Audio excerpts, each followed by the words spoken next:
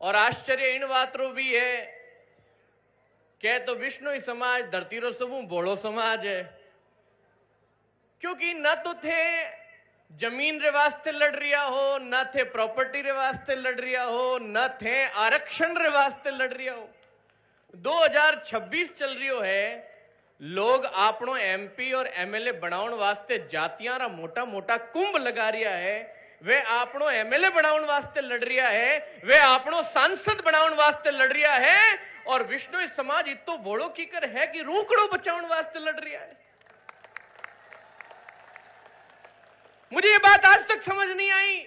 मैं पूरे रास्ते यही चिंतन कर रहा था, या तो ते भोला हो या धरती रा वह समझदार लोग हो कि 100 साल रे बाद इन पृथ्वी ने बचाउन में अगर किन्नो योगदान वेला तो विष्णु ही समाज रो वेला।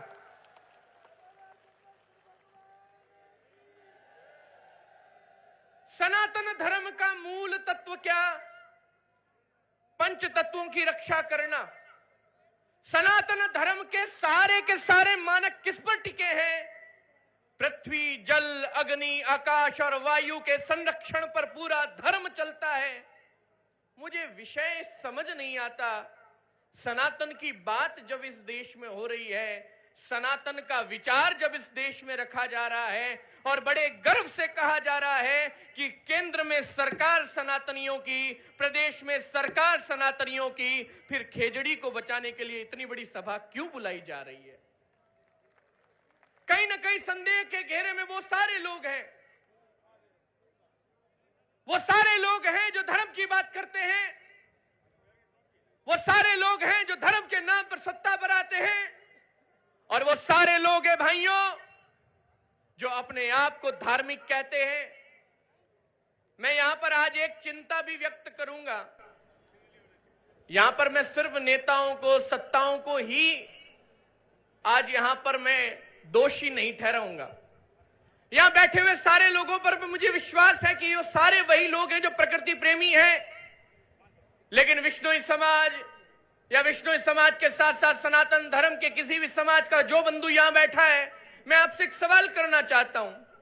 अभी विषय चढ़ा था कि सोलर प्लेटें लग रही हैं, ओरण नष्ट हो रहे हैं, खेती नष्ट हो रही है, पेड़ कटे जा रहे हैं, लेकिन एक सवाल तो मेरे मन में भी उठता है, ये सोलर प्लेटें जो लगाई जा रही हैं, लगाई तो खातेदारी जमीन पे लगाई जा रही है बड़ी संख्या में। तो यहां बैठे हुए मैं किसानों से पूछना चाहता हूं, मैं सिर्फ विष्णुइयों से नहीं, यहां बैठे हुए पूरे सनातनियों से पूछना चाहता हूं, खेजड़ी सिर्फ आंदोलन करने से बचेगी क्या?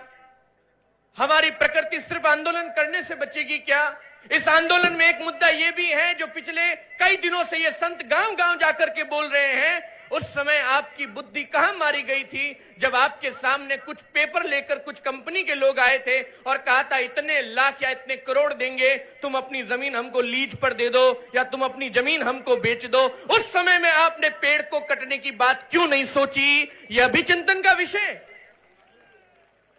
अपने हाथों से बुरा जो देखन में चला, बुरा न मिलिया कोई, जो दिल खोजा आपड़ो तो मुझसे बुरो न कोई। विचार करने की बात है। मुझे विश्वास है कि यहां बैठा हुआ कोई भी सनातनी, कोई भी किसान उस प्रवृत्ति का नहीं होगा, लेकिन क्या हमारी जिम्मेदारी नहीं है? क्या हमारी जिम्मेदारी नहीं है कि उन लोगों को जाकर के समझाएं कि चंद पैसों के लालच में आकर ऐसी कंपनियों के हाथों बिके ना? यहां मंच पर मेरा एक बड़ा ही प्रिय शिष्य बैठा है, युवा है, युवाओं की आवाज है। रात रात भर तक ओरण को बचाने के लिए वहां खेतों में खाट लगा करके सोने वाला रविंद्र सिंह भाटी यहां बैठा है। और ये मैं यहां से सत्ताओं को साफ साफ कहना चाहता हूं, चाहे कोई सत्ता हो, ना तो हम संत किसी सत्ता के हैं, और यहां मंच पे बैठे हुए नेताओं से भी मैं स्पष्ट कर देता हूं, न तो यहां पर आप कांग्रेस की बात करो, न भाजपा की बात करो, यहां पर सिर्फ खेजड़ी की बात करो और कोई बात मत करो। यह मंच उसका नहीं है। अरे भाई रविंद्र सिंह भाटी, मैं इनको नहीं कहता कि ये किसी पार्टी का नेता या किसी व्यक्ति विशेष किसकी प्रशंसा यहां से कर रहा हूं, लेकिन ये व्यक्ति 30-30 दिनों तक रात रात भर तक खाट लगा के सोया है। ये योगदान हमें देना पड़ेगा, हमें अपना पूरा योगदान देना पड़ेगा। और आज रविंद्र सिंह जी आपके समेत और ये जितने नेता है सच्चे नेता हो तो आज मैं यहां एक घोषणा कर रहा हूं, मेरे साथ उस घोषणा में हामी भरना। रविंद्र सिंह भाई को और मुझे तो जालोर में धरने पर अनशन पर बैठने का अच्छा अनुभव है। मैं तो जालोर में अनशन पर बैठा था, प्रकृति को बचाने के लिए ही बैठा था। रविंद्र सिंह भाटी साहब को भी अनुभव है वहां पर धरने पर बैठने का। लेकिन आज मैं जिनके बुलावे पर आया हूं, ऐसे आदरणीय सच्चिदानंद जी आचार्य श्री से निवेदन करूंगा, आप भी यहां पर धरने पर बैठो। हम सारे संत यहां पर धरने पर बैठने के लिए तैयार हैं। और अगर आप सच्चे नेता हैं तो एक भी मंच की सीढ़ी उतर करके नीचे मत उतरना। हम सब यहीं बैठेंगे और जब तक खेजड़ी को और प्रकृति को बचाने का कानून नहीं आएगा, हम लोग यहां से उतरने वाले नहीं है। दोनों हाथ उठा के बोलेंगे, पेड़ की रक्षा कौन करेगा? पेड़ की रक्षा कौन करेगा?